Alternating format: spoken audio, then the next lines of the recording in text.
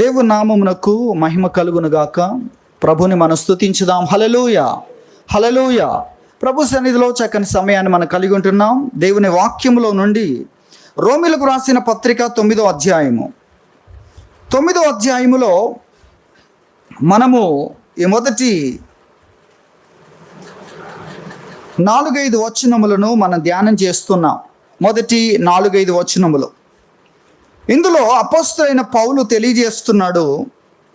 3వ వచనం 2వ లైన్లో చూస్తే, సాధ్యమైన ఎడల దేహ సంబంధులైన నా సహోదరుల కొరకు నేను క్రీస్తు నుండి వేరై శాపగ్రస్తున్నై ఉండగోరుదును అనే మాటను మనం ఇక్కడ జ్ఞాపకం చేసుకుంటున్నాం. సాధ్యమైన ఎడల దేహ సంబంధులైన నా సహోదరుల కొరకు నేను శాపగ్రస్తుడనై ఉండాలని కోరుకుంటున్నాను అనే విషయాన్ని ఇక్కడ చెప్తున్నాడు. నిజంగా ఎంతటి త్యాగం ఇది, ఎంతటి త్యాగం! స్వార్థముతో నిండిన రోజుల్లో అపోస్తలుడైన పౌలులో కనిపిస్తున్న త్యాగం అనేది ఆశ్చర్యాన్ని కలిగిస్తుంది. ఈ అంత్య దినాల్లో ఉన్న ప్రమాదములను గురించి మరి తిమోతికి వ్రాసిన 2వ పత్రికలో మనం చూస్తే 3వ అధ్యాయములో తెలియజేస్తూ అపాయకరమైన కాలాల్లో మొట్టమొదటిగా ఏం చెప్తున్నాడు? 3:2లో ఎలాగనగా మనుషులు స్వార్థప్రియులు. మనుషులు ఎప్పుడు తమను గురించి మాత్రమే, తమ కష్టమే కష్టం, తమ అవసరతయే అవసరత. ఇంకెవరికి ఎంత అవసరత ఉన్నా, ఎంత కష్టం ఉన్నా దాని పట్ల పట్టింపే ఉండదు. అన్నిటికంటే తమ కోసం మాత్రమే, తమ విషయాలను మాత్రమే అన్నిటికంటే గొప్పవిగా చూసే భయంకరమైన పరిస్థితిలోనికి వెళ్తారని దేవుని వాక్యములో మనం చూస్తున్నాం. అంత్య దినములలో అపాయకరమైన కాలాలు. ఏంటి అపాయం? పైకి మాత్రమే భక్తి, లోపల భక్తికి సంబంధించిన లక్షణాలు లేకపోవడం, అందులో ఎదగకపోవడం, ఇటువంటి విషయాల గురించి ఇక్కడ తెలియజేస్తున్నాడు. అయితే అపోస్తలుడైన పౌలులో ఉన్న ఈ ప్రత్యేకమైన విషయం నిజంగా ఎంత ఆశ్చర్యం! ఇతను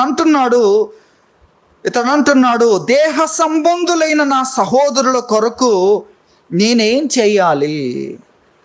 ఒకవేళ అవసరమైతే, నాకు దేవుడు అవకాశం ఇస్తే, సాధ్యమైన ఎడలా ఇలాంటి ఒక భారం భరించుట, ఇలాంటి ఒక శాపాన్ని మోయుట అనే ఒక అవకాశం, ఆ పాసిబిలిటీ ఉంటే, అటువంటి అవకాశమే అనుగ్రహించబడితే దాన్ని నేను అనుభవించడానికి ఇష్టపడుతున్నాను. ఎవరి కొరకు? దేహ సంబంధులైన నా సహోదరుల కొరకు, నా జాతి కోసం, నా యొక్క దేశం కోసం నేను శాపాన్ని మోయడానికి సిద్ధంగా ఉన్నాను. ఎటువంటి విషయం మీరు ఆలోచించండి. బైబిల్ మనకు తెలియజేస్తుంది, క్రీస్తు వలె ఉండడానికి మీరు ఎదగాలి, ఎదగండి. అంటే మనకి ఇవ్వబడుతున్న సమయం అంతా కూడా దేనికోసము? అభివృద్ధి కోసం, ఎదుగుదల కోసం దేవుడు మనకు సమయాన్ని ఇస్తున్నాడు. ఏంటి ఎదుగుదల? క్రీస్తు వలె ఉండడానికి.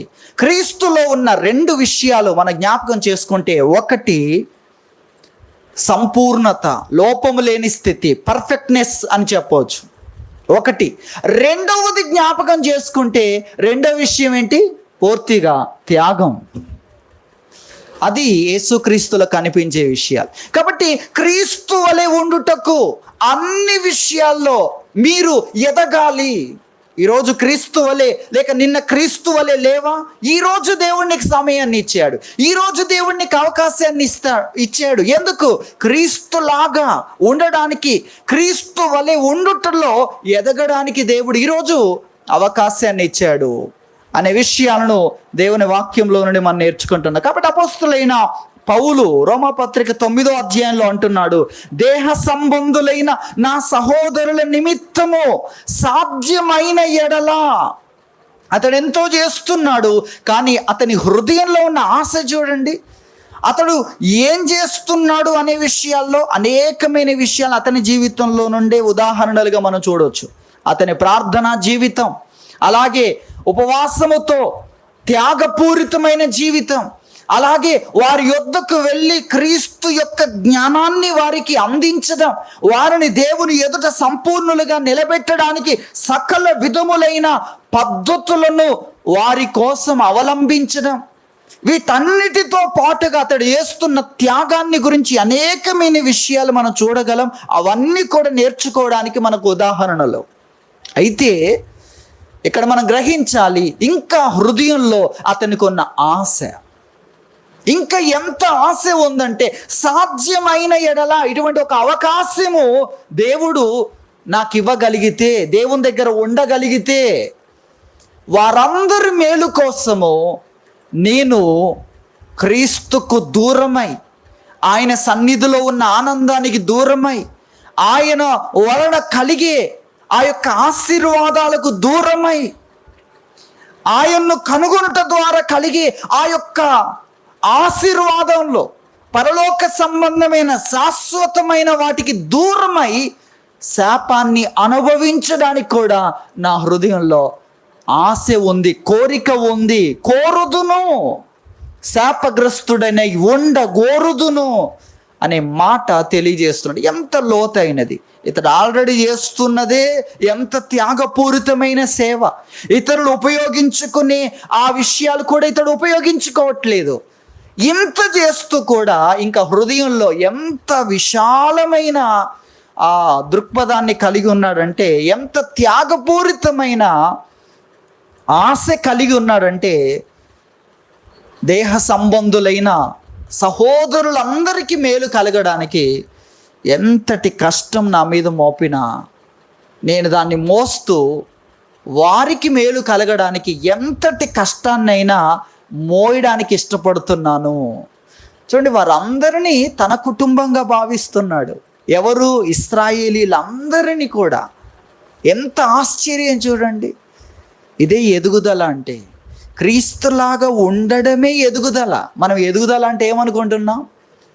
ఒక వ్యక్తి 5 అడుగుల నుండి 6 అడుగులు, 6 నుండి 6.5 అదనుకుంటున్నామా? లేకపోతే ఏంటి ఎదుగుదల? లావుగా ఉన్న వ్యక్తి స్లిమ్గా సన్నగా మారడం, లేకపోతే సన్నగా ఉన్న వ్యక్తి లావుగా మారడం, లేకపోతే ఇంటిపైన ఇల్లు కట్టడం, ఆస్తులు విస్తరించుకోవడం, సౌకర్యాలు పెరగడం కదా. అదంతా ఎవరు చెప్పారు? ఈ లోకం చెప్పింది. దాన్ని మనం ఫాలో అవుతున్నాం, దానికి ఆ పేరు పెడుతున్నాం. ఏం పేరు? అభివృద్ధి, ఎదుగుదల. కానీ బైబిల్లో దేవునితో సంబంధం కలిగిన వారి ఎదుగుదల, దేవునితో సహవాసం, మనుషులతో కాదు దేవునితో మా సహవాసం అన్న వారి ఎదుగుదల యొక్క కొలమానం ప్రత్యేకంగా ఉంది. మనం భక్తులను చూడాలి, మనం దేవుణ్ణి చూడాలి, ప్రభు అయిన యేసుక్రీస్తును చూడాలి, అలాగే ఆయన్ని అనుసరిస్తున్న వారిని మనం చూడాలి. ఇది అసలైన కొలమానం. వేరే కొలతలన్నీ కూడా మోసపూరితమైనవి.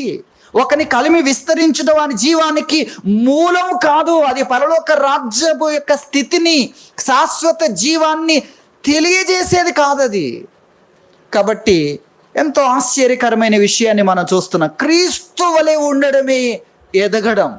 కాబట్టి ఎదగాలని దేవుడు ఆదరిస్తున్నాడు, ఎదగాలనే దేవుడు సమయాన్ని ఇస్తున్నాడు. ఎదగాలనే ఇప్పుడు అర్థమయ్యే పరిస్థితులు లేదు, ఇంకా సమయాన్ని ఇస్తాను, ఇప్పుడు తొందరపాటులో ఉన్నాం అని దేవుడు కనికరిస్తున్నాడు, సమయాన్ని ఇస్తున్నాడు, ఇంకా అనేకమైన ఆశీర్వాదాలు ఇస్తున్నాడు. ఎందుకు? ఎదగడానికి. ఏంట ఎదుగుదల? క్రీస్తు వలె ఉండడానికి, ఆయన వలె ఉండడానికి, ఆయన సారూప్యతను పొందడానికి, ఆయన ఏ విధంగా ఉన్నాడో అన్ని విషయాల్లో ఆయన వలె ఉండడానికి దేవుడు మనకు అవకాశాలు అనుగ్రహిస్తున్నాడు. అందులో త్యాగం అనేది ఎంత అద్భుతమైన విషయం, అది మనం చూస్తున్నాం. కాబట్టి ఇతరుల మేలు కోసము, ఇతరుల జీవితాల్లో మేలు కలుగుట కోసము మనము ఆ కష్టాన్ని మోయడం. కాబట్టి మొదట స్వకీయుల ఎడల త్యాగం, మొదట రక్త సంబంధుల ఎడల, ఇంటి వారందరి ఎడల చూపించాల్సిన త్యాగముల గురించి మనం నేర్చుకున్నాం. ఇప్పుడు రెండవదిగా పరలోక తండ్రి కుటుంబం ఎడల, ఇంతకు ముందు మీ తండ్రి కుటుంబం ఎడల. ఇప్పుడు పరలోక తండ్రి కుటుంబం ఎడల అనగా సంఘము ఎడల త్యాగము కలిగి మేలు చేయుట, వారికి మేలు కలుగుట కొరకు కష్టాన్ని భరించుట, కష్టమైన దాన్ని స్వీకరించుట. అది ప్రార్థన కొరకు కావచ్చు, ఉపవాసం కొరకు కావచ్చు, పని చేయుట కొరకు కావచ్చు, ఆర్థిక సంబంధమైన విషయాల కొరకు వారికి ఆర్థికంగా ఇవ్వడానికి నీవు కష్టపడుతూ లేక నువ్వు కష్టపడుతున్న దాంట్లో నుండి ఆర్థికంగా వారికి ఇవ్వడము కావచ్చు. అలాగే ఇతరులను ఆదరించుట కొరకు, ఇతరులను బలపరుచుట కొరకు చేసే త్యాగపూరితమైన విషయాలు, వాటిని గురించి ఈ సమయంలో కొన్ని విషయాలు మనం జ్ఞాపకం చేసుకుందాం. కాబట్టి నిజంగా బైబిల్ ఇదే విషయం తెలియజేస్తుంది. బైబిల్ ఇదే విషయాన్ని తెలియజేస్తుంది. దేవుని వాక్యంలో మనము మత్తయి సువార్త 16వ అధ్యాయం 24వ వచనం చూస్తే, అప్పుడు యేసు తన శిష్యులను చూచి, ఎవడైనాను నన్ను వెంబడింపగోరిన ఎడల ఏం చేయాలి? తన్ను తాను ఉపేక్షించుకొని తన సిలువనెత్తుకొని నన్ను వెంబడింపవలను అనే విషయాన్ని చెప్పాడు. తనకు తానుగా తనను ఏమనుకోవాలి? ఉపేక్షించుకోవాలి. సెల్ఫ్ డినాయ్ అంటాడు ఇంగ్లీష్లో. నిన్ను నీవు తృణీకరించుకోవడం, నిన్ను నీవే తృణీకరించుకోవడం, కాదనుకోవడం. ఉపేక్షించుకోవడం అంటే నిన్ను నీవే కాదనుకోవడం. బైబిల్లో నిన్ను వల్ల నీ పొరుగువాన్ని ప్రేమించుమనే దాంట్లో నిన్ను నీవు ప్రేమించుకొనుట అనే ఒక భాగం కనబడుతోంది. కానీ ఆ స్కేల్ ఎందుకో తెలుసా? ఎదుటి వ్యక్తికి నువ్వు సహాయపడటం నీకు తెలియట్లేదు కనుక ఆ స్కేల్. అది నిన్ను నువ్వు ప్రేమించుకోవడానికి కాదు, దాంట్లో కూడా ఇతరులను ప్రేమించడానికి నీకు స్కేల్ తెలియట్లేదు. ఇంతే అంటున్నావు నువ్వు, ఇంతే నాకు వచ్చు, ఇదే అంటున్నావు. కాబట్టి నీకు ఒక కొలమానం తెలియడానికి అక్కడ చెప్పాడు, నిన్ను వలె నీ పొరుగువాన్ని ప్రేమించుము. ఆ అంశాన్ని కూడా ఎక్కడ తీసుకొచ్చాడు? అదే మన వరకు మాత్రమే తీసుకొచ్చినప్పుడు నిన్ను నీవు ఉపేక్షించుకో అని చెప్పాడు. చూసారా? బైబిల్ చెప్పేది ప్రభువును వెంబడించాలంటే నేను అనే దాన్ని ఏం చేయాలి? తృణీకరించాలి.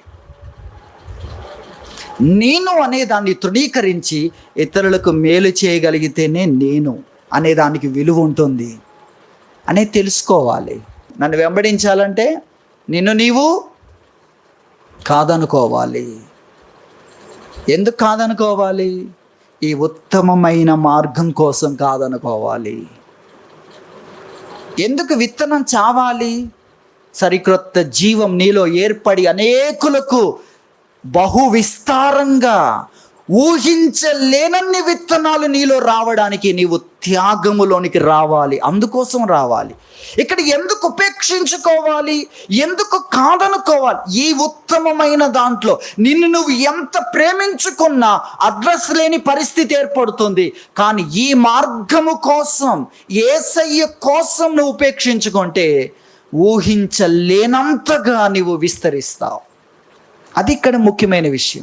నిన్ను నువ్వు ప్రేమించుకొని చేయలేనిది యేసయ్య కొరకు నువ్వు ఉపేక్షించుకోవడం ద్వారా చేయగలవు, సాధించగలవు. అది ఇక్కడ అంశం. మనం ఆ విధంగా స్వకీయుల కొరకు, కుటుంబ సభ్యుల కొరకు, తండ్రి యొక్క కుటుంబ సభ్యుల కొరకు అనే విషయాన్ని విన్నాం. రెండవది పరలోక తండ్రి కుటుంబం కోసం అనగా సంఘము కొరకు అనేది దేవుని వాక్యం మనకు తెలియజేస్తున్న విషయం. దేవుని వాక్యములో గలతీ పత్రిక 6వ అధ్యాయము అలాగే 9లో మనము మేలు చేటి యందు విసుకకి యుందము, మనం అనేక మేలు చేసితిమేమి, తగిన కాలమందు పంట కోస్తామన్నాడు. 10వ వచనం, కాబట్టి మనకు సమయం దొరికిన కొలది అందరి ఎడలను విశేషముగా, విశేషం అర్థమైంది కదా, విశేషముగా విశ్వాస గృహమునకు చేరిన వారి ఎడల మేలు చేద్దాం. సమయం దొరికితే అందరి ఎడల చేద్దాం. అయితే విశేషముగా ప్రత్యేకంగా ఎవరి ఎడల చేయాలి? విశ్వాస గృహమునకు చేరిన వారి ఎడల చేయాలి. విశ్వాసులకు అంటున్నాడు. అర్థమవుతుంది కదా? విశ్వాసులకు. ఫెయిత్ హోమ్ అంటే కూడా అర్థము విశ్వాస గృహము. ఇది ఇక్కడే కనబడుతుంది మీకు ఫెయిత్ హోమ్ అనేది. అయితే అది యూనివర్సల్ చర్చిని తెలియజేస్తుంది దాని అర్థం.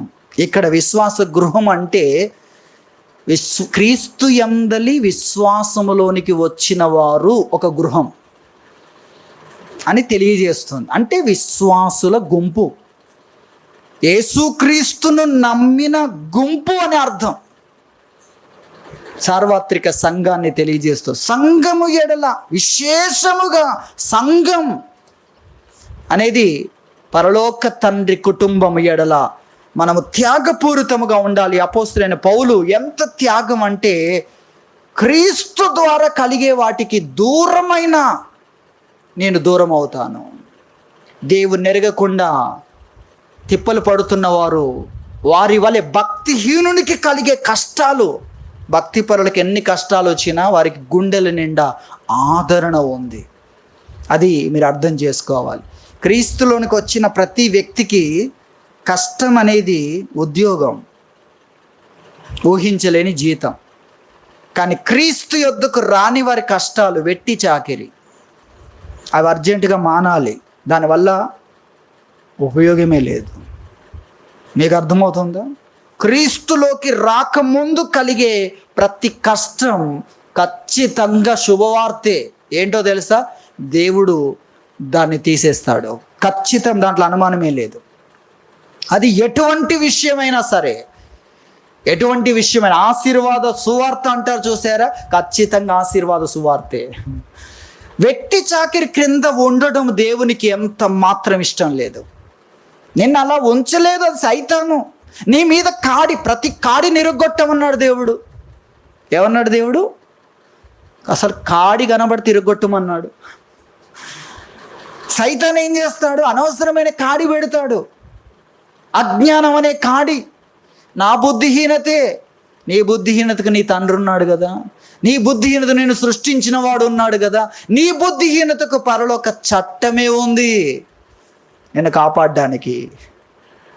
దేవుడున్నాడు. విలనే కాదు, శత్రువే కాదు, విరోధే కాదు, నిన్ను ప్రేమించేవాడు ఉన్నాడు. శుభవార్త లోకమంతటికి, సర్వలోకానికి వెళ్ళి సర్వ సృష్టికి ఏం ప్రకటించమన్నాడు? సువార్తను ప్రకటించండి. ఏంటది? ఇంత గొప్ప రక్షణ, త్యాగమంతా దేవుంది, దీవెనలన్నీ నీవి. అది ప్రకటించమనేది ఏంటో తెలుసా? త్యాగమంతా దేవునిది, ఆశీర్వాదాలు నీవి. ఎందుకు దేవుడు త్యాగం చేయాలి? నువ్వు చేయకూడని పనులు చేసేవి కనుక. నువ్వు ఉండాల్సిన విధానంలో ఉంటే అసలు దేవుడు ఏ త్యాగం చేయాల్సిన అవసరం లేదు. దేవుడుగా ఉండి అన్ని చేయొచ్చు, నీకు ప్రతిఫలం ఇచ్చేవాడు. కానీ ఇప్పుడు నువ్వేం చేసావు? సైతానికి స్థలం ఇచ్చి శాపం కిందికి వెళ్ళిపోయావు. ఇప్పుడు ఆ శాపం అంతా దేవుడు తన మీద, దేవుడు శాపాన్ని మోయడం ఏంటి? మరి అలా వచ్చింది పరిస్థితి. ఆయన త్యాగం చేయడం ద్వారా వచ్చింది ఈ యొక్క శుభవార్త. ఈ శుభవచనాలు ప్రపంచం అంతటికి వెళ్ళి చెప్పమన్నాడు దేవుడు. దాన్ని వ్యతిరేకిస్తున్నారు కొంతమంది, దాన్ని వ్యతిరేకిస్తున్నారు. జనసమూహములంతా ప్రభువుని ఎలా వెంబడించారు? అలా వెంబడిస్తేనే కదా నిత్య జీవం దొరికింది. ఈ ఆహారము చూసినప్పుడే కదా జీవాహారం దొరికింది. ఇక్కడ దేవుడేమి ఇవ్వకపోతే, ఆరోగ్యం ఇవ్వకుండా, ఆహారం ఇవ్వకుండా, నివాసం ఇవ్వకుండా, దేవుడు నిత్య జీవం అన్నోడికే పరలోకం ఇస్తాను, అలాంటివన్నీ కరుణిస్తానంటే ఒక్క యోబు ఉండేవాడేమో. నీకు అర్థమైందా? ప్రపంచంలో 600 కోట్లు, 700 కోట్లు, లేక 750 కోట్లు, 800 కోట్లలో ఒకడు ఉండేవాడేమో. లేదా మన దేశానికి ఒక్కరు ఉండేవారేమో, ఒకరు. మిగిలిన వాళ్ళంతా అది మనం గుర్తించాలి. కాబట్టి దేవుని వాక్యములో నుండి మనం నేర్చుకుంటున్నాం, త్యాగపూరితమైన మేలు చేయుట అనే ఆ స్థితిలోనికి దేవుడు మనం తీసుకుని వస్తున్నాడనే విషయాన్ని మనం నేర్చుకుంటున్నాం. కాబట్టి విశేషముగా విశ్వాస గృహములకు చేరిన వారి ఎడల, అందరి ఎడల చేయడానికి మనసు కలిగి ఉండాలి. కానీ త్యాగం చేసి చేయాల్సింది ఒకటి ఉంది. ఎవరి ఎడల? సంఘం ఎడల. అలాంటి వారిని గురించి మనం చూస్తాం. అందులో మొట్టమొదటిగా ప్రార్థన ద్వారా నీవు త్యాగపూరితమైన మేలు చేయాలి. ప్రార్థన అనేది కూడా త్యాగం అండి. మన కోసం మనం ప్రార్థన చేయడానికి ఎంత సమయమైనా చెప్పిందే చెప్తూ ఇంకా వివరంగా మన బాధనంతా ఎంతైనా చెప్పుకోవచ్చు.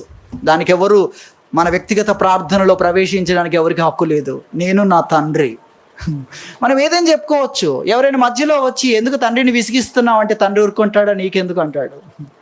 నా కుమారుడు నాతో ఎలా మాట్లాడడానికి రూల్స్ రెగ్యులేషన్స్ ఏమీ లేవు, హృదయం మాత్రం చాలు.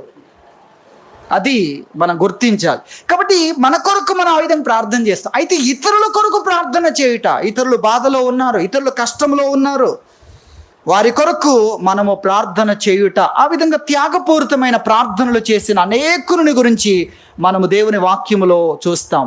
నెహెమ్యాను మీరు ఒకసారి జ్ఞాపకం చేసుకుంటే, నెహెమ్యా గ్రంథం 1వ అధ్యాయము 1 నుండి లేక 2వ వచనము నుండి మనం చూస్తే, నా సహోదరులలో హనానీయను ఒక్కడును యూదులలో కొందరును వచ్చిరి, చెరపట్టబడిన శేషంలో తప్పించుకున్న యూదులను గూర్చి యెరూషలేమును గూర్చి నేను వారిని అడగగా, ఈయనేమో కోటలో ఉన్నాడు, అది మనం చూస్తున్నాం, షూషాను కోటలో ఉన్నాడు 1వ వచనములో.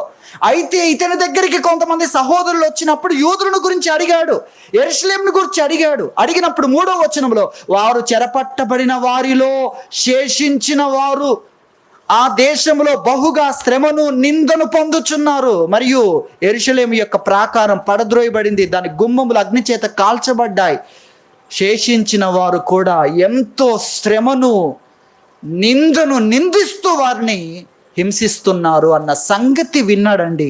విని 4వ వచనంలో ఈ మాటలు వినినప్పుడు నేను కూర్చుండి ఏడ్చి కొన్ని దినములు దుఃఖముతో ఉపవాసం ఉండి, కొన్ని రోజులు ఉపవాసంతో ఉన్నాడు. రాజు కోటలో ఉన్న ఈ వ్యక్తి, రాజు మాత్రమే ఇతన్ని నమ్ముతాడు. ఎందుకంటే ఇతడు రాజుకు గిన్నె అందించే వ్యక్తి, ద్రాక్ష రసం అందించే వ్యక్తి, ద్రాక్ష పండ్ల రసం అందించే వ్యక్తి. ఇతన్ని ఎంత నమ్ముతాడు చూడండి. రాజు దగ్గర అటువంటి స్థానములో ఉన్నాడు. అటువంటి స్థానములో ఉన్న వ్యక్తి తన సహోదరులను గురించి, ఇశ్రాయేలుల గురించి విన్న తర్వాత ఇతడు కూర్చుండి అలా నేల మీద పడిపోయి ఏడుస్తూ కొన్ని దినములు అలాగే ఉపవాసములో ఉన్నాడు, దుఃఖముతో ఏడుస్తూ. ఇతనికి అన్నీ ఉన్నాయి, ఇతడు చాలా చక్కగా ఉన్నాడు, చక్కని భక్తి చేస్తున్నాడు, దేవుని యందు కృతజ్ఞత కలిగి ఉన్నాడు. కానీ మిగిలిన వారు అలా లేరు. వారి కోసం దుఃఖం, వారి కోసం భోజనమును దగ్గరికి రానివ్వలేదు. ఆకలి బాధ లోపల కలగాలి, నీళ్ళ బాధ లోపల కలగాలి, నా కడుపులో కూడా బాధ రావాలి, నా గుండెలో నుండి నా దేహములోకి కూడా నొప్పి రావాలి అని దుఃఖముతో పడి ఉండి ఉపవాసముతో ప్రార్థించే వ్యక్తిని గురించి మనం చూస్తున్నాం. ఎంత ఆశ్చర్యం! ఒక్కొక్క విషయాన్ని వారి గురించి ప్రార్థన చేస్తున్నాడు కొన్ని రోజులు. ఇది త్యాగపూరితమైన ప్రార్థన. మొదటిగా ప్రార్థన, మనం చేసే సహాయాల్లో మొదటిగా ప్రార్థన, అలాగే ఉపవాసం. కొన్నిసార్లు కొంత సమయం, రాత్రి సమయం దొరికితే రాత్రి సమయం తీసుకోవడం, 10 గంటల నుండి 12 వరకు కావచ్చు, లేక 11కే సమయం దొరికితే 11 నుండి 12 గంటల వరకు కావచ్చు. నేను నిద్రపోయే సమయంలో గంట తగ్గించుకొని బాధలో ఉన్నవారి కొరకు, కష్టములో ఉన్నవారి కొరకు, దుఃఖములో ఉన్నవారి కొరకు అత్యవసరమైన సహాయం కావాలి రోజు.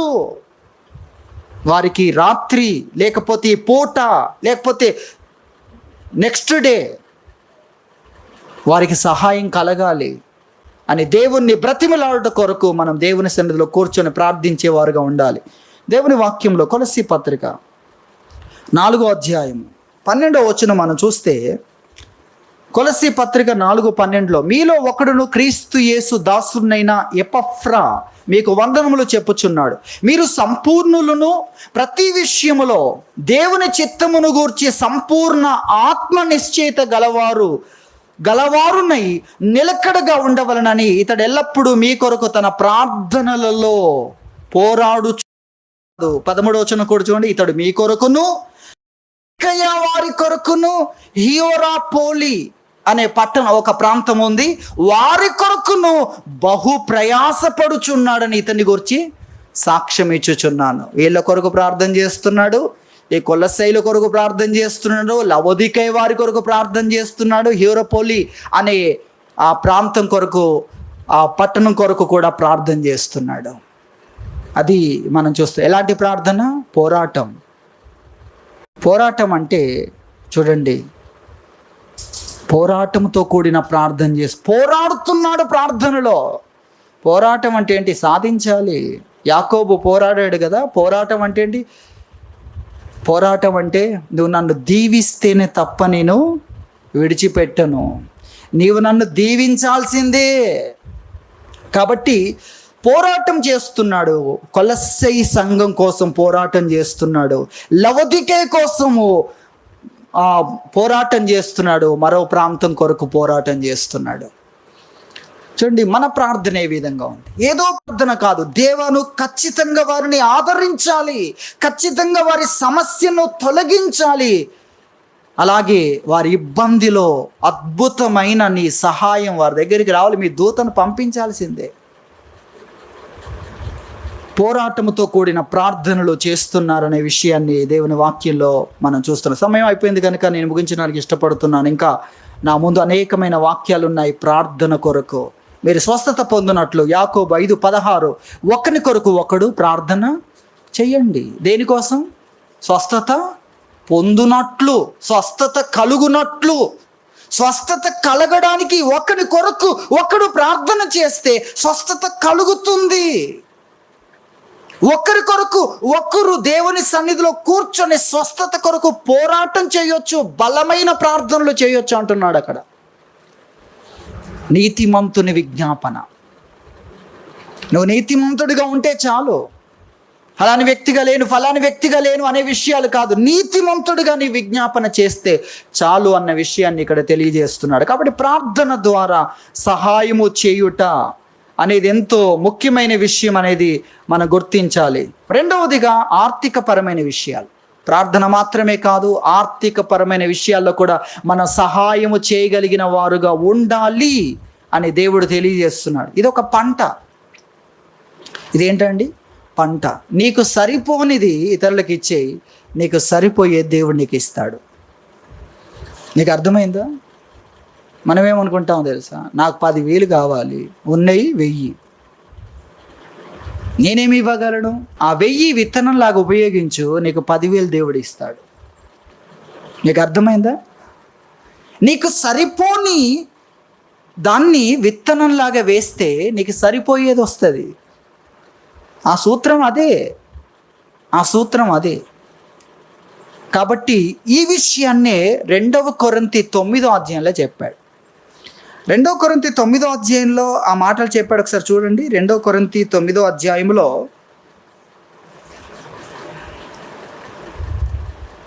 ఆలోచన చూడండి. కొంచెముగా విత్తువాడు కొంచెముగా పంట కోయును, సమృద్ధిగా విత్తువాడు సమృద్ధిగా పంట కోయును అని ఈ విషయమై చెప్పవచ్చు. అర్థమవుతుంది కదా? ఏ విషయంలో? మొదటి వచనం చదివితే మీకు అర్థమవుతుంది. పరిశుద్ధుల కొరకైన ఈ పరిచర్య, పరిశుద్ధులకు సహాయము చేయడానికి ఆర్థిక సహాయము కోరే పరిచర్య. సంఘాల్లో కొంతమంది ఉన్నారు, వాళ్ళు ఆర్థిక పరంగా ఇబ్బందుల్లో ఉన్నారు, సమస్యల్లో ఉన్నారు, తుఫాను వచ్చింది, లేక రకరకాలైన సమస్యలు, కష్టాలు, నష్టాలు వచ్చాయి, వారు ఇబ్బందిలో ఉన్నారు. వారి కొరకు సహాయం చేయడానికి కొరకు ఇతరులను పిలుస్తున్న సందర్భంలో చెప్తున్నాడు, కొంచెముగా విత్తితే కొంచెం పంట నీకు వస్తుంది, సమృద్ధిగా విత్తితే సమృద్ధిగా పంట వస్తుంది అని ఈ విషయంలో చెప్పొచ్చు. ఏ విషయంలో? ఇతరులకు నువ్వు సహాయం చేయాల్సి వచ్చినప్పుడు నువ్వు ఏం చేయాలంటే, నీకు సరిపడని ధనాన్ని నీవు ఇచ్చేస్తే సరిపడిన ధనాన్ని దేవుడు నీకు ఇస్తాడు. అది మనం గ్రహించాలి. ఎంత పంట కావాలో దానికి సంబంధించి కొంచెము పంట, తన దగ్గరున్న కొంచెం పంటను రైతు విత్తుతున్నాడు, తనకు కావలసిన పంటనంతా కూడా దేవుడు అనుగ్రహిస్తున్నాడు అనే విషయాన్ని మనము గ్రహించాలి. కాబట్టి దేవుని వాక్యం మనకు తెలియజేస్తుంది, ఆర్థికంగా కూడా మనం ఇతరులకు సహాయపడేవారుగా ఉండాలి. అందుకొరకు మాసిదోనియా సంఘం 8వ అధ్యాయం, 2 కొరింథీ 8వ అధ్యాయంలో మాసిదోనియా సంఘాన్ని గురించి మనం చూస్తాం. వారు నిరుపేదలు, వారు పేదలు మాత్రమే కాదు, ఇంకెంత పేదలండి? పేదల కంటే ఎన్నుకున్నవారు. అంటే ఏ పూటకు ఆ పూట కష్టపడితేనే భోజనం చేయడం వీలవుతుంది. మనకు భోజనం ఎలాంటిదో తెలుసా? సింపుల్. మనకు భోజనం అనేది మనం భోజనం కోసం కాదు కష్టపడే, సౌకర్యాల కోసం, అంతస్తును పెంచుకోవడానికి మనం కష్టపడేది. సాధారణంగా భౌతికంగా నేను మాట్లాడుతున్నాను. సాధారణంగా ఆర్థికపరమైన విషయాల్లో సంఘం కష్టపడేది నిత్యత్వం కొరకై ఉండాలి. ఎందుకంటే మనం ఈ లోకపరంగా చనిపోయాం. చనిపోయిన వాడితో ఈ విషయాలతో సంబంధం లేదు. అది అసలైన వాక్యం చెప్పే విషయం. కానీ సాధారణంగా మనం చూస్తే మన ఆర్థిక పరిస్థితుల్లో మనల్ని ఏ లెక్కలో చేర్చొచ్చు అంటే, మనం భోజనం కోసం కాదు కష్టపడేది. భోజనం మనకు ఉంది, మిగిలిన వాటి కోసం కష్టపడుతున్నాం. కానీ ఈ నిరుపేదలు వారి కడుపులోనికి ఒక ముద్ద వెళ్ళడానికి కోసము కష్టపడాలి. ఇప్పుడు ఆ కష్టము లేకపోతే వారికి ఆహారమే ఉండదు ఆ పూట. అది నిరుపేదలు అంటే. చూడండి ఎటువంటి పరిస్థితి. అనగా వారి భోజనపు ఖర్చుల కొరకు ఎంత అవుతుందో దాని కొరకే వారు కష్టపడాల్సిన పరిస్థితి. అటువంటి నిరుపేదలు కష్టాలు, వారికి కూడా కష్టాలు. ఎందుకంటే వారు కూడా విశ్వాసులు కదా, వారు కూడా ప్రభువుని నమ్ముకున్నారు కదా, వారు కూడా నిత్య జీవం కోసం పిలువబడ్డారు కదా. కాబట్టి వారిని కూడా కష్టాలు ఎంటర్ చేశాడు దేవుడు. వారిని కూడా సిలువనెత్తుకొని వెంబడించాలి. నీకు సిలువ ఉంది. తమ సిలువనెత్తుకొని, అనగా నీ జీవితంలో కష్టాలు శరీరంతో ఉన్నందుకు నువ్వు ఏ ప్రాంతంలో ఉన్నావో ఆ ప్రాంతంలో ఉన్న పరిస్థితులను బట్టి, ఆ ప్రాంతంలో కరువు వచ్చినప్పుడు నీకు కూడా వస్తుంది, ఆ ప్రాంతంలో వ్యాధులు పెరిగినప్పుడు నీకు కూడా వస్తుంది. కరోనా ప్రపంచంతో వచ్చినప్పుడు అందరినీ రాలేదనుకున్న వ్యక్తికి మరుసటి రోజు రావచ్చు. ఎందుకు? ఆ పరిస్థితిలో ఉన్నారు కనుక. ఒక దేశంలో ఉన్నప్పుడు ఆ దేశంలో విశ్వాసులకు దైవజనులకు కూడా ఆ విధంగా సోకింది. చరిత్రలో మనం చూడగలం. నీ సిలువను నువ్వు ఎత్తుకొని వెంబడించాలి. కాబట్టి వీరు నిరుపేదలైన వీరు శ్రమ పడుతున్న పరిస్థితిని గురించి దేవుని వాక్యం తెలియజేస్తుంది. 2 కొరింథీ 8వ అధ్యాయము 8వ అధ్యాయంలో 2వ వచనంలో, ఎలాగనగా వారు బహుశ్రమల వలన పరీక్షింపబడగా. శ్రమలు మామూలు శ్రమలు కాదు, బహుశ్రమలు. అనేక రకాలైన శ్రమల గుండా దేవుడు వారిని నడిపిస్తున్నాడు. నిరుపేదలను కూడా, ఎందుకంటే దేవుని రాజ్యానికి సంబంధించిన వ్యక్తులు కదా. శ్రమల గుండా, అవి పరీక్షలు, అవి నీ అంతస్తును నిర్ణయించేవి, లేదా ఉన్నతమైన స్థాయిలోకి నిన్ను పంపించేవి. నీ ప్రమోషన్, దాన్ని ఎందుకు ఆపుతాడు దేవుడు? నీ ఉన్నత స్థితి, శ్రమలు నీ ఉన్నత స్థితి, శ్రమలు పరీక్షలు, పరీక్ష ఉన్నతమైన తరగతిలోకి నిన్ను తీసుకొని వెళ్ళడానికి కోసమే. కాబట్టి వారికి కూడా వస్తాయి. బహుశ్రమలలో వీరు ఉంటుండగా ఏం జరిగిందంటే, వారు నిరుపేదలైనా కూడా వారి దాతృత్వము బహుగా విస్తరించింది. ఇవ్వడంలో వారు వెనకంజ వేయలేదు, పిసినారితనంలోనికి రాలేదు, ముడుచుకోలేదు చెయ్యి. ఇవ్వడంలో వారి దాతృత్వం పెరిగింది, విస్తరించింది అన్న విషయాన్ని మనం చూస్తున్నాం. అలాగే వీరు ఎలా ఇచ్చారు అనే విషయాన్ని 4వ వచనంలో మనం చూస్తే, వారు సామర్థ్యము కొలదిగా ఇచ్చారు. ఒక అంతస్తు ఎలా ఇచ్చారు? వారికి ఎంత సామర్థ్యం ఉందో అంత ఇచ్చారండి. వారి కోసం వారు ఎంత పోగు చేసుకుంటున్నారో అదంతా ఇచ్చేశారు. వారికి ఎంత సామర్థ్యం ఉంది, వారెంత ఇవ్వగలరు అంటే, వారి కొరకైన ఖర్చులన్నీ పోయిన తర్వాత ఏమి మిగులుతుందో దాన్ని అంతటిని ఇచ్చేశారు. ఇది ఒక అంతస్తు. మనం అలా ఇచ్చేస్తామా? మనకు ఒక 500 లేక ఒక 1000 రూపాయలు మిగులుతుంది అనుకోండి, 1000 ఇచ్చేస్తామా? ఇస్తే నీ సామర్థ్యం కొలదిగా ఇచ్చావు నువ్వు. తర్వాత సామర్థ్యము కంటే ఎక్కువగా ఎవరు అడగరు. సామర్థ్యం కొలదిగా కూడా ఒకవేళ ఎప్పుడైనా గుర్తు చేస్తే గుర్తు చేయవచ్చు. ఇక్కడ అంటున్నాడు, సామర్థ్యమునకు మించి తమంతట తామే ఇచ్చిరి. ఎవరు ఆ విధంగా అడగలేరు కదా, వారే ఇచ్చారు. ఎంతగా ఇచ్చారంటే, సామర్థ్యము కొలదీయగాక సామర్థ్యము కంటే ఎక్కువగాను తమంతట తామే ఇచ్చిరని మీకు సాక్ష్యం ఇచ్చుచున్నాను.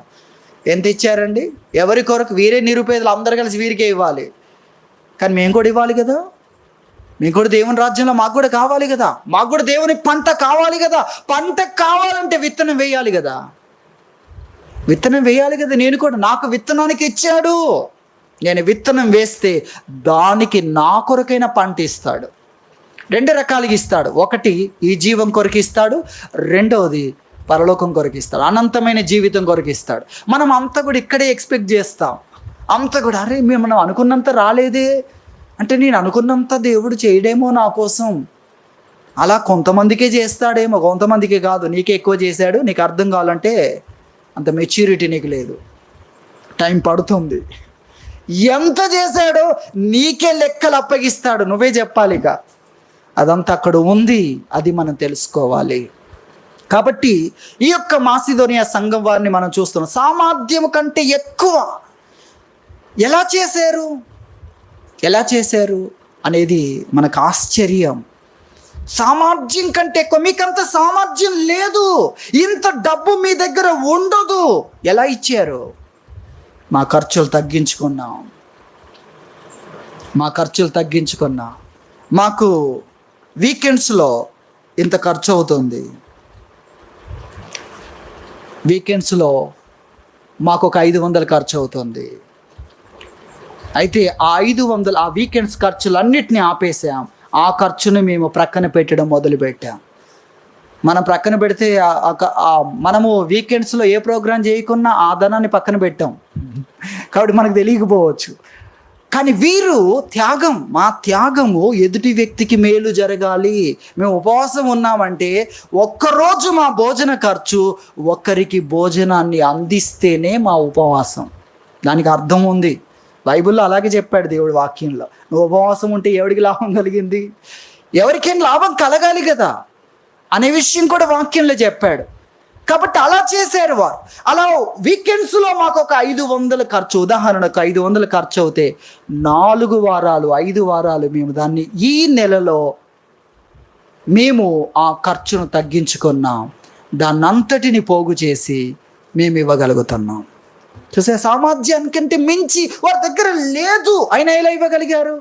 వారి ఖర్చులు తగ్గించుకున్నారు, వారు కష్టపడుతున్నారు, వారు కొన్నిటిని త్యాగం చేస్తున్నారు, కొన్ని వద్దు. అవతలి వ్యక్తి ఇంత దుఃఖములో ఉంటే మనకెందుకు సాధారణమైన సంతోషాలు, మనకు కూడా కొంత కష్టపడదాం, ఆ కష్టం ద్వారా వచ్చే లాభం వారికి ఇద్దాం. చూసారు ఎంత ఆశ్చర్యం! సామర్థ్యమునకు మించి ఎలా ఇవ్వగలరు? అనేకులను గురించి విన్నాను. కొంతమంది మేము కూడా దేవుని పరిచర్యకి ఇవ్వాలని వారు ఆలోచిస్తున్నప్పుడు వారి ఖర్చులకే సరిపోవట్లేదు వారికి. అప్పుడేం చేస్తున్నారంటే వారికున్న తలాంతులను బట్టి 1 గంట వేరే స్థలంలో ఎక్స్ట్రా పనిచేసి ఆ ధనాన్ని పరిచర్యకి ఇవ్వడం మొదలుపెట్టారు. ఆశ్చర్యం చూడండి. 1 గంట అదే పని 1 గంట వేరే చోట చేస్తే వారికి కొంత ధనం ఇస్తుంటే వారు డ్యూటీ నుండి 1 గంట ఆలస్యంగా ఇంటికి వస్తున్నారు. ఆ గంట ఏం చేస్తున్నట్టే ఒక దగ్గర పని చేస్తున్నారు. ఆ పనిని దేవుని పరిచర్యకు ప్రత్యేకించారు వారు. ఆశ్చర్యం! ఎలా ఇవ్వగలుగుతున్నారు? ఆశ్చర్యం. కాబట్టి ఆర్థిక పరముగా ఇతరులకు ఇవ్వడం గురించి మనం చూస్తున్నాం. నిరుపేదలే ఇలా ఇవ్వగలుగుతున్నారు. నిరుపేదలే వీరు దేవుని రాజ్యంలో ఎటువంటి స్థానంలో ఉంటారు చూడండి. వీరికి దేవుడు ఇచ్చినప్పుడు ఎంతగా ఇస్తాడు, వారి స్థానం ఏ విధంగా ఉంటుందనేది నిజంగా ఎంతో ఆశ్చర్యం. మొదటి సంఘాన్ని గురించి కూడా మనం చూస్తాం. మొదటి సంఘం ఆ విధంగానే ఉంది. వారు ఇతరుల అందరి అక్కర్లు తీర్చడానికి కొరకు వారి ఆస్తులు అమ్మారు. 2వ అధ్యాయం అపోస్తుల కార్యం 45వ వచనం. ఇదిగాక వారు తమ స్థిరాస్తులను అమ్మి, అనగా తమ ఆస్తులు అమ్మారు, తర్వాత వస్తువులు, ఇంట్లో ఉన్న వస్తువులు అమ్మారు. ఈ వస్తువు అంతా మనకు ఉపయోగకరంగా లేదు, దీన్ని అమ్మి ఈ ధనాన్ని వాళ్ళకి ఇవ్వచ్చు కదా అనుకున్నారండి. ఇక్కడ వాక్యం చెప్తుంది వారి ఆస్తులు ప్లస్ వస్తువులు అమ్మారు కొంతమంది. ఈ వస్తువుతో మనకు లేకపోతే అంతా ఏమైనా కష్టమా మనకు? దీన్ని అమ్మేద్దాం. ఎంత ఆశ్చర్యం చూడండి. లేక ఇక్కడ 2 వస్తువులు ఉన్నాయి, ఎందుకు దీన్ని అమ్మేద్దాం, దీన్ని అమ్మితే ఇదిగో కొంత ధనం వస్తుంది మనకు, దీన్ని వాళ్ళకి ఇచ్చేద్దాం అని అలా నిజంగా ఇతరులు అక్కర్లు తీర్చడానికి మొదటి సంఘం ఆ విధంగా ఉన్నది అన్న విషయాన్ని మనం చూస్తున్నాం. తర్వాత 4వ అధ్యాయం 34-35 వచనాల్లో మనం చూస్తే భూములైనను ఇండ్లైనను కలిగిన వారందరూ వాటిని అమ్మి అమ్మిన వాటి వెల తెచ్చి అపోస్తుల పాదముల యొద్ద పెట్టుచూ వచ్చిరి. వారు ప్రతి వానికి వాని అక్కర కొలది పంచి పెట్టిరి అనే విషయాన్ని దేవుని వాక్యంలో మనం చూస్తాం. ఆర్థికంగా ఇతరుల జీవితాల్లో సహాయపడేవారుగా ఉండాలి. వారి మేలు కోసం నేను కష్టపడతాను, లేక నేను పడే కష్టముల ద్వారా వారికి ఒక సంతోషం కలిగేటట్లుగా, వారి గృహంలో ఒక వస్తువు ఉండేటట్లుగా, వారి యొక్క కష్టము తొలగిపోయేటట్లుగా నేను శ్రమ పడతాను అనేది చాలా ప్రాముఖ్యమైన విషయం. ఒకవేళ ఒకరి గృహము పైకప్పు సరిగా లేదేమో, ఆ పైకప్పు కొరకు కష్టపడడం. ఒకవేళ ఒకరికి డోరు సరిగా లేదేమో, ప్రహరీ లేదేమో, గేటు లేదేమో. ఇలా మీరు ఆలోచించండి. చదువుకోవడానికి కొరకు ఫీజు కట్టలేని పరిస్థితిలో ఉన్నారేమో, ఆహారం విషయంలో సమస్యలు ఎదుర్కొంటున్నారేమో, అలాగే హాస్పిటల్లో చేరి హాస్పిటల్కి సంబంధించింది కట్టలేని పరిస్థితుల్లో ఉన్నారేమో, లేదా హాస్పిటల్ నుండి ఇంటికి వచ్చి సరైన ఆహారం తీసుకోలేని పరిస్థితిలో ఉన్నారేమో. అలా మనం ఆలోచించి ఇతరుల కొరకు ఆర్థికపరమైన విషయాల్లో మనము కష్టపడుతూ మన కష్టము ద్వారా ఇతరులు మేలు పొందే విధానంలో మనం ఉండాలి అన్న విషయాన్ని దేవుని వాక్యము మనకు తెలియజేస్తుంది. దానికి సంబంధించి అనేకమైన వాక్యాలు ఉన్నాయి. 1-2 వాక్యాలు మనం చదువుకుందాం దేవుని వాక్యములో నుండి. దేవుని వాక్యములో గలతీ పత్రిక చూడండి. గలతీ పత్రిక 6వ అధ్యాయము 2వ వచనం మనం చూస్తే, ఒకని భారములను ఒకడు భరించి ఇలాగూ క్రీస్తు నియమమును పూర్తిగా నెరవేర్చుడి అనే మాట చెప్పాడు. ఏం చెప్తున్నాడండి? ఒకరిని భారమును ఒకడు, భారం అంటే బరువు, భారం అంటే ఒకరు మోస్తున్న కష్టం, దాన్ని ఒకడు తీసుకోమంటున్నాడు. చూడండి ఇప్పుడు వాక్యము, ఒకని భారములను ఒకడు భరించి క్రీస్తు నియమాన్ని నెరవేర్చండి. ఒకడు మోయలేకపోతున్నాడు, ఒకనికి కష్టమైపోతుంది, అది మోయడం సాధ్యం కావట్లేదు. నీవు కొంత సహాయం చేస్తే అతడు సులువుగా చేయగలడు ఆ పనిని. కాబట్టి అతని భారం, అతని బరువును నీవు కొంత పంచుకోవచ్చు, త్యాగం చేయొచ్చు అన్న విషయాన్ని, ఇది క్రీస్తు యొక్క నియమం, ఆయన పద్ధతి. అలా దేవుడు మనకు చేశాడు కనుకనే ఈరోజు ఈ స్థానంలో ఉన్నాం. లేకపోతే మన కష్టాలన్నిటికీ ఏ మూలకు వెళ్ళిపోయేవారము, మన కష్టాల నుండి దేవుడు విడిపించకపోతే, మన కష్టములో సహాయపడకపోతే, జాలి పడకపోతే ఆ కష్టాలు వదిలేసి మనమేమైపోయే వాళ్ళము, ఆ కష్టాల క్రింద ఏమైపోయేవారము, అది మనం జ్ఞాపకం చేసుకోవాలి. కాబట్టి ఇంతకు ముందైతే ఎట్టి చాకిరి కింద ఉన్నామండి. ఇప్పుడు నువ్వు కష్టపడే కష్టము ఉద్యోగం అంటున్నాడు దేవుడు. అర్థమవుతుందా? ఇంతకు ముందుది వెట్టి చాకిరి కింద ఉన్న మనల్ని ఎక్కడికి తీసుకొచ్చాడు?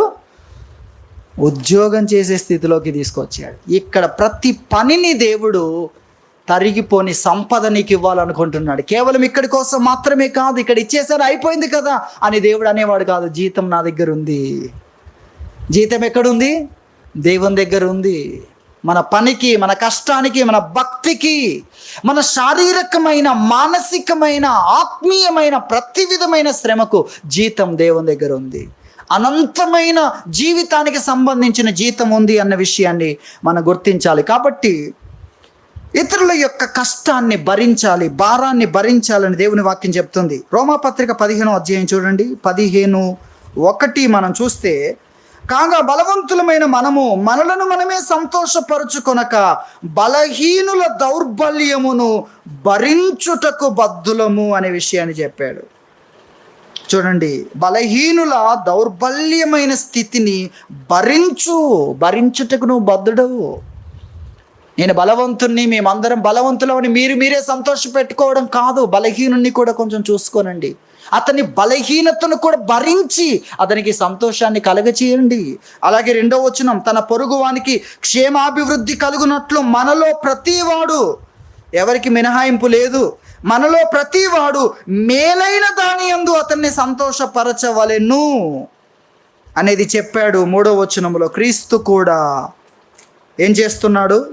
తన్ను తాను సంతోషపరుచుకొనలేదు, కానీ నిన్ను నిందించు వారి నిందలు నా మీద పడెను అని వ్రాయబడినట్లు ఆయనకు సంభవించెను అని క్రీస్తు మనకు మాదిరి అన్న విషయాన్ని ఇక్కడ తెలియజేస్తున్నాడు. ఆర్థికపరమైన విషయాల్లో ఇతరుల భారములను మనం భరించాలి, ఇతరుల బరువును భరించి ఇతరుల కష్టాన్ని మనం మోస్తూ ఇతరులకు స్వేచ్ఛను కలిగించడం అనేది మన యొక్క బాధ్యత అన్న విషయాన్ని ప్రభు తెలియజేస్తున్నాడు. కాబట్టి దేవుని జనము, సంఘము ఏ విధమైన కష్టములో ఉందో మనం జ్ఞాపకం చేసుకొని మనము కష్టపడి వారి యొక్క క్షేమము కొరకు ఇతరుల యొక్క ఆ బరువును మొయ్యాలి అన్న విషయాన్ని దేవుని వాక్యం మనకు తెలియజేస్తుంది. ఇది రెండవదిగా దేవుని వాక్యంలో మనం చూస్తున్న విషయం, ఆర్థిక పరముగా మనం కష్టపడి ఇతరులకు సహాయాన్ని అందించుట అనేది రెండవది. మూడవదిగా చివరిగా మనం చూస్తే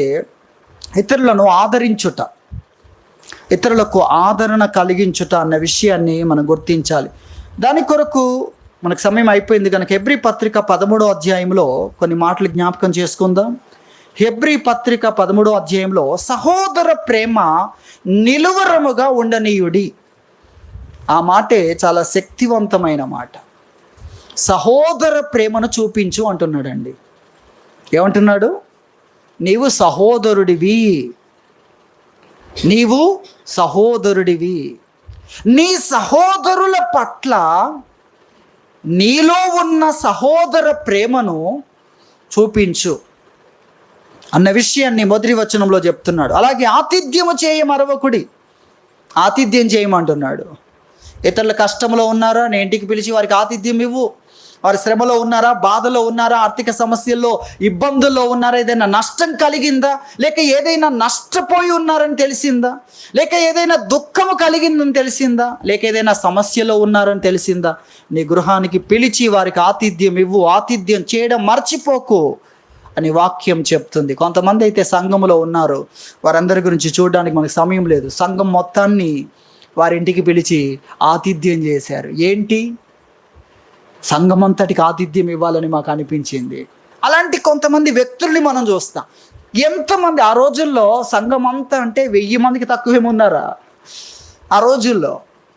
కాబట్టి 1000 మంది కానీ 500 మంది కానీ అంతకంటే ఎక్కువే కానీ మనం ఆలోచన చేద్దాం. వాళ్ళందరికీ కూడా ఆతిథ్యం ఇచ్చారు. వారికి అంత గృహం ఉంది, అంత విశాల స్థలం ఉంది. కాబట్టి దాంతోపాటు వారికి ఏముంది? మనసు ఉంది. అలాంటి వారు అనేకులున్నా చేయలేదు కదా. వారికి ఏముంది? మనస్సు ఉంది. ఈ ధనముతో మనం ఎలా సుఖపడవచ్చు, ఈ ధనముతో మన సౌకర్యాలు ఎలా పెంచవచ్చు, అందరూ అలాగే చూసుకుంటారు. వీళ్ళు అలా కాదు, ఈ ధనముతో ఎదుటి వ్యక్తికి ఎలా సహాయపడవచ్చు ఇలా ఆలోచించారు. మన సహోదర ప్రేమను ఉంది అని ఎలా చూపించవచ్చు? నిలవరముగా ఉండనీయుడి అంటే చూపించండి అనేది వారు చూపించారు. కాబట్టి ఆతిథ్యం చేయమన్నాడు. తర్వాత 3వ వచనం చూడండి, మీరును వారితో కూడా బంధింపబడినట్టు బంధకములో ఉన్న వారిని జ్ఞాపకం చేసుకొనుడి. మీరును శరీరంతో ఉన్నారు గనుక కష్టములను అనుభవించుచున్న వారిని జ్ఞాపకం చేసుకో. జ్ఞాపకం చేసుకుంటే ఏమర్థమవుతుంది? నువ్వు బంధించబడ్డావు, ఏమర్థమవుతుంది? ఒక్కడు కూడా భక్తిపరుడు లేడు నన్ను చూడడానికి రాలేదు. మనం బంధకాల్లో ఉంటే ఏం ఆలోచిస్తామండి? ఎన్ని అంశాలు ఉంటాయి. ఒక హాస్పిటల్కి వెళ్ళామనుకోండి, ఫ్యాన్ తిరగట్లేదు, ఒక ఫ్యాన్ కూడా పెట్టాలని వీళ్ళకి అనిపించట్లేదా? ఎందుకు మన హాస్పిటల్లో ఉన్నాయని అర్థం. ఇక్కడ అంతా దోమల బాధ ఉంది. ఒక ఆల్అవుట్ పెట్టవచ్చు, ఒక దోమలకు సంబంధించిన కాయిల్స్ పెట్టవచ్చు, అది చేయొచ్చు, ఇది చేయొచ్చు. ఇలా చూడండి, మీరు ఎక్కడైతే ఉన్నారో ఇంకా బంధించబడినట్టు ఆ రాత్రి అక్కడ ఉండాల్సి వస్తుంది, ఆ హాస్పిటల్లో ఆ రాత్రి ఉండాల్సి వస్తుంది, ఆ పగలు ఉండాల్సి వస్తుంది, ఒక రోజు ఉండాల్సి వచ్చింది. అప్పుడు మీకు చాలా విషయాలు అర్థమవుతాయి. ఇక్కడ ఒక నీళ్ళ కొరకు ఒక కుండ పెడితే బాగుండు కదా, దానికి ఒక స్టాండ్ ఉంటే బాగుండు కదా, చేతులు పెట్టకుండా దానికి ఒక పంపు ఉంటే బాగుండు కదా. ఎన్ని ఆలోచిస్తామో మనం కదా. నువ్వు కూడా అక్కడ కొంత టైం స్పెండ్ చేస్తే నీకు అర్థమవుతుంది వాళ్ళకి ఏం కావాలో. అదేదో నువ్వే చేయొచ్చు కదా అంటున్నాడు దేవుడు. నువ్వే చేయొచ్చు కదా, ఒక ఫ్యాన్ నువ్వే పెట్టవచ్చు కదా, ఆ సిబ్బందిని అడిగి దానికి సంబంధించిన మేనేజ్మెంట్ వారిని అడిగి కదా. ఒక జైలుకు వెళ్ళావు, అక్కడ కనీస అవసరతలు లేవు, నీవే చేయొచ్చు కదా. ఇక్కడ ఏమంటున్నాడంటే మీరు కూడా బంధించబడినట్లు జ్ఞాపకం చేసుకుంటే నీకు అర్థమవుతుంది. మీరు కూడా శరీరంతో ఉన్నారు కాబట్టి మీరేం అతీతులు కాదు. శరీరంలో కలిగే సాధారణమైన సమస్యలు మీకు కూడా వస్తాయి. కాబట్టి అలాంటి పరిస్థితిలో ఉన్నప్పుడు ఇవేం కోరుకుంటాం అది చేయి అన్న విషయాన్ని ఇక్కడ తెలియజేస్తున్నాడు. కాబట్టి ఇతరులను ఆదరించుట, ఇతరులను బలపరుచుట, వారున్న పరిస్థితిలో కొంత వారి బాధను తగ్గించడానికి నువ్వేం చెయ్యగలవో దాన్ని చేయమని దేవుడు చెప్తున్నాడు. ఇవన్నీ కూడా ఇతరుల కొరకు మనం కష్టపడి శ్రమ తీసుకొని వారికి మేలును కలిగించడం, అటువంటి త్యాగపూరితమైన మేలు సంఘం పట్ల, రెండవదిగా పరలోక తండ్రి కుటుంబం పట్ల, దేవుని సంఘం పట్ల అలేకుండా మేలు చేయాలని ప్రభు తెలియజేస్తున్నాడు. అలాంటి వారిని గురించి మనం చూస్తాం. నేను ఆకలిగొంటిని, మీరు నాకు భోజనం పెట్టారు. దప్పిగొంటిని, మీరు నాకు దాహమునకి ఇచ్చారు. పరదేశినయ్యుంటిని చేర్చుకున్నారు. రోగినయ్యుంటిని చూడ్డానికి వచ్చారు అని చెప్పాడు. మరి కొంతమంది ఉన్నారు, వాళ్ళు చేయలేదు. వాళ్ళతో అదే చెప్పాడు, మీరు నాకు చేయలేదు కనుక మీరు వెళ్ళండి అని చెప్పాడు. ఎక్కడికి? నరకానికి. అదొకటే ఉంది. మరి ఆయన పంపడం కాదు, ఆయన పంపిస్తున్నాడని కొంతమంది అనుకుంటే ఆయన ఎందుకు పంపిస్తున్నాడు? ఉన్నది ఒకటే స్థలం. రెండోది ఆయన ఇల్లు. రెండోది ఏంటి? ఆయన ఇల్లు. ఆయన ఇంట్లో కనికరం కలిగిన వారిని మాత్రమే రాణిస్తాడు. అది ఆయన ఇల్లు. ఆయన ఇంట్లో ఎవరు ఉండాలో మనం చెప్తామా ఏంటి? అందరికీ ఉన్నది ఒకటే స్థలం అండి. మనను చూడక బ్రతుకు నరుడెవడు, పాతాళ వర్షం కాకుండా తప్పించుకొనగలవాడెవడు? ఇదే ఒకటే ఉంది ప్లేసు, ఒకటే ప్లేస్ ఉంది. రెండోదిగా దేవుని ఇల్లు. ఆయన ఇంట్లోకి కనికరం కలిగిన వారే కావాలి ఆయనకు. ఒక్కరి పట్లైన కనికరం చూపాడంటే కనికర పడాలి, అయ్యో అనే మనస్సు నీ లోపల నీకుంది. ఆ మనస్సు అలా ఉంటే ఒక్కడికైనా నువ్వు చేస్తావు. కనికరం ఉన్నడే కావాలండి ఆయనకు. ఎవరు కావాలి తన ఇంట్లో? కనికరం ఉన్నోడు, కనికరముతో కదిలించబడి కార్యం చేసేవాడే తన ఇంట్లో ఉంటాడు అని కూడా ప్రభు చెప్తున్నాడు. నా ఇంట్లోకి రావాలంటే, నా ఇంట్లోకి నేను రానివ్వాలంటే నువ్వేం చేయాలి? ఎదుటోడి కొరకు కష్టపడాలి. ఇది కూడా మనం తీసుకుందాం. ఎదుటి వ్యక్తి కొరకు నీవు కనికరముతో కదిలించబడి కార్యం చేయాలి అన్న విషయాన్ని కూడా ప్రభు చెప్పాడు. ఎవరో రోడ్డు మీద కష్టపడితే నాకెందుకు అనేవాడు నీ ఇంట్లో అతన్ని చేర్చుకోలేదు కనుక నా ఇంట్లో నిన్నెందుకు చేర్చుకోవాలంటాడు రేపు దేవుడు. అర్థమవుతుంది? అది మనం తెలుసుకోవాలి. ఇదే నీకు వర్తిస్తుంది. నువ్వు చేయనప్పుడు నీకు దేవుడు ఎందుకు చేస్తాడు? ఏ కారణాన్ని బట్టి చేస్తాడు? అది దేవుడు చెప్పాడు మనకు. ఆ విషయాన్ని మనం గ్రహించాలి. కాబట్టి దేవుని వాక్యం మనకు తెలియజేస్తుంది, మనము సంఘము ఎడల రెండవదిగా త్యాగపూరితమైన మేలు చేసేవారుగా ఉండాలి అని దేవుని వాక్యం తెలియజేస్తుంది. వారి కొరకు మనం ప్రార్థించేవారుగా, త్యాగపూరితమైన ప్రార్థనలు చేసేవారుగా, త్యాగపూరితమైన కానుకలు ఇచ్చేవారుగా, అలాగే ఇతరులను త్యాగముతో, ఇతరులను వారి కష్టములో తోడుగా ఉండి ఆదరించేవారుగా, బలపరిచేవారుగా ఉండాలని ప్రభు మనకు తెలియజేస్తున్నాడు. దేవుడి వాక్యం దీవించునుగాక. ప్రార్థన చేసుకుందాం.